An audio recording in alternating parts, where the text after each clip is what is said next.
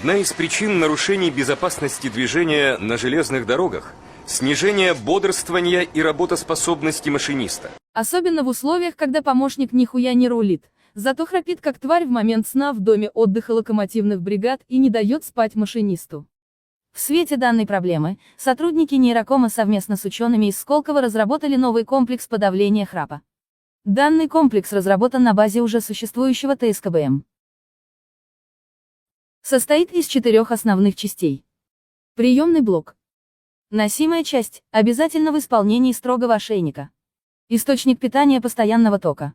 Автомобильные подушки безопасности. Подушки безопасности интегрируются под матрас. Приемный блок находится на торце или боку кровати.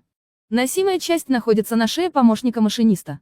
В носимой части находится датчик звука, который преобразовывает звук в цифровой сигнал и передает его в приемный блок, который распознает звук храпа. На приемнике находится светодиодная шкала, которая указывает на громкость храпа. Когда шкала поднимается на свой максимум, приемный блок дает команду на носимую часть, которая начинает генерировать электрические импульсы напряжением величиной в 120 вольт. Если в течение 7 секунд храп не прекращается, приемный блок дает команду на детонацию подушек безопасности под матрасом. Для включения системы нужно, чтобы дежурная по дому отдыха вставила ключ от соответствующего номера в пульт и привела его в положение Армет. Данный комплекс эксплуатируется в тестовом режиме в нескольких домах отдыха. Проездов стало на 0,8% меньше.